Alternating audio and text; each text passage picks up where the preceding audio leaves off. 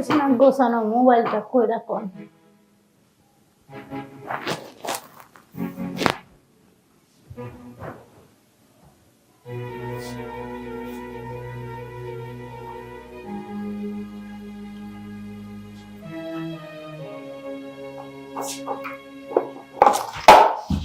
আরে আরে মা মা, ইস, হ্যাঁ হ্যাঁ রে, বাবা টপটা তো বাইঙ্গা দিলা। বাবা কি পড়ছে এটা? আরে এই যে ফুলদানিটা পুরো বাইঙ্গা গেল।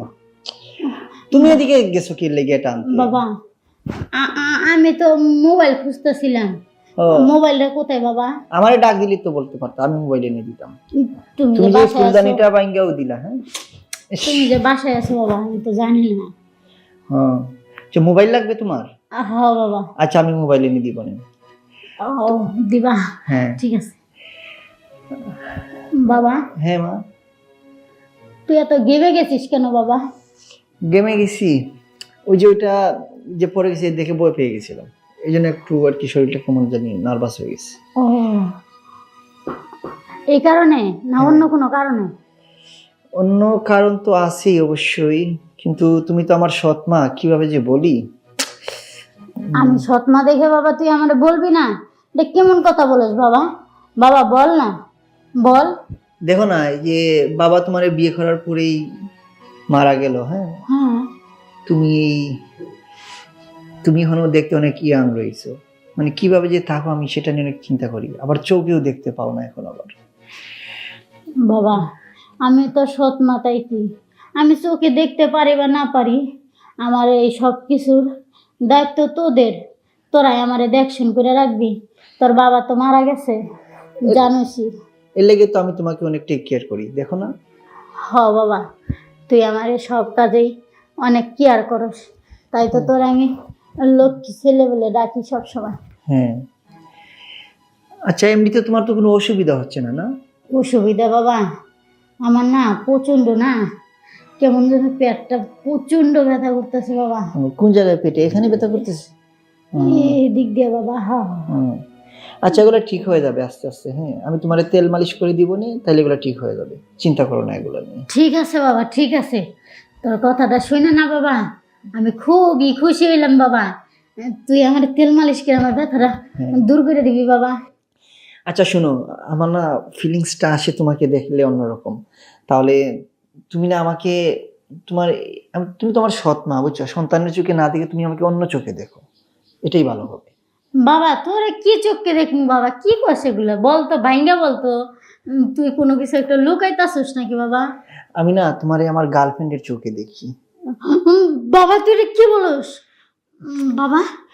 আরে আমি না তোমারে দেখে, বুঝছো, মানে আমি আমার নিজের ঠিক রাখতে পারি না। মানে যেদিন বাবা তোমাকে বাড়িতে নিয়ে আসে না, সেদিন থেকেই তোমাকে আমি অন্য চোখে দেখি, কারণ আমি তো তোমাকে সৎ মা হিসাবে মেনে নিতে পারতেছি না। বাবা দেখ বাবা আমি সৎ মা, তাই কি সৎ মা নিজের মা কিন্তু একই কথা। বাবা এরকম কথা বলিস না বাবা। আরে তাতে কি হয়েছে? তুমি তো আমার নিজের মা না, সৎ মা।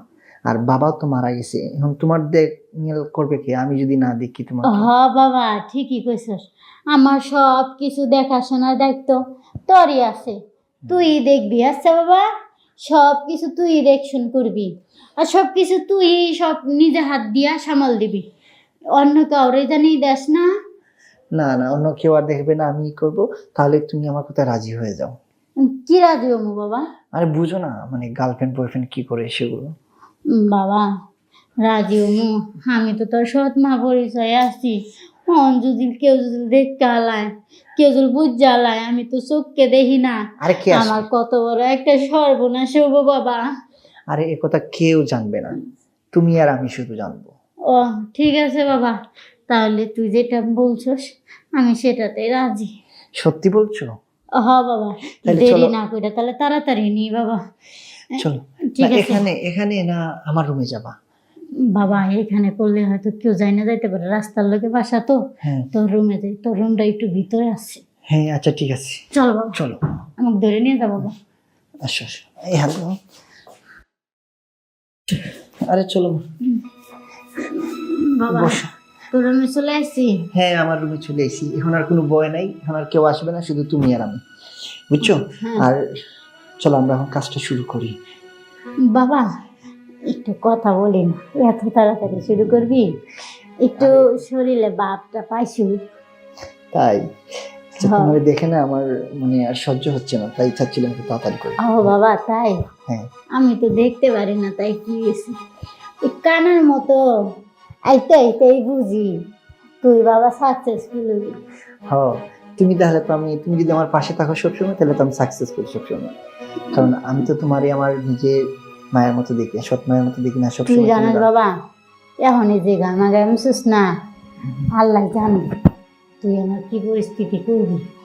বাবা বেশি সমস্যা। বেশি বেশি ইয়া করিস না বাবা, একটু দেখে শুনে একটু আস্তে আস্তে সাবধানে দিস। আচ্ছা ঠিক আছে, সমস্যা, চলো।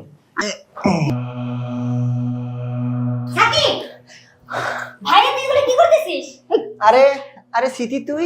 স্মৃতি, মা মা তো কই মা, দেখ আমার কত বড় সর্বনাশ করে দিল মা। এটা কি মায়ের সাথে এরকম খারাপ আচরণ করতেছিস কেন? মা আমার আরে কোনো আমার- দোষ নাই, আমার কোনো দোষ নাই, আমি অন্ধ বলে আমাকে সব কাজে লাগায়। আরে তুই জানিস না এই মহিলাটা না খুব জঘন্য। আমি বাড়িতে আসা করতে সে আমার খুব বিরক্ত করতেছে। তুই একটা কথাও বলবি না। সে কি জঘন্য, হ্যাঁ? আরে তুই তুই কিছু দেখিস না দেখে তুই বুঝিস সে মহিলাটা আমাকে নিজে অফার করতেছে এগুলোর জন্য, আমি কি করবো দেখি বল। তোর চরিত্র খারাপ তা বলতে পারিস না? সে একজন মুরব্বী মানুষ, সে কি করছিস মা? আমি অন্ধ বলে আমাকে এত বড় মিথ্যা অপবাদ দিল মা, তুই কই রে? মনটা চাইতেছে তোর জুতা দিয়ে বাইরে আমি। ওরা গোপালি তোর বাপ তুই আবার- কইরা যাওয়ার পরে আমার এই, কপালে চুপ থাকো। তুই বের হ আমার সামনে থেকে বের হ। শুন শুন আমার কথাটা শুন। তুই এই মহিলার না প্রেমের কান্না দেখে তুই আমাকে তোর বাইকে তুই ভুল বুঝতেছিস? হ্যাঁ, আমি যে নিজের চোখে দেখছি, সে তোকে যত ডাকবে তুই যাবি কেন? যাবি কেন?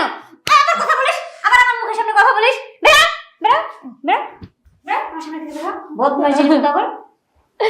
মা তুই সময় মতো না আসলে আমার কপালটা পুড়ে থাক মা, তুমি কিছু মনে করো না। ও মানে এরকম এত চরিত্র খারাপ হয়ে গেছে আমি কখনো বুঝতে পারিনি মা। মা তোর মঙ্গল করুক, মা তোর মঙ্গল করুক, তুই অনেকদিন বাইরে থাকিস। আর মা তুমি কেন ওর কথা শুনতে গেলা? মা সত্যি কথা আমি শুনি নাই, আমি আসমুনা দেখে আমার এই কাপড়টা ধরে টান্না টান্না এসরা লইতাছে। আমি কতবার দিছি তুলা বাবার কথা শুনে বসো। শুনে। তুমি কান্না করো না। ও আজকে ঘরে আসো, ওরে ওরে আমি জুতো দিয়ে যদি না বাইরেছি, বদমাইশের বাচ্চা ওরে ঘরে জায়গা দেবো না।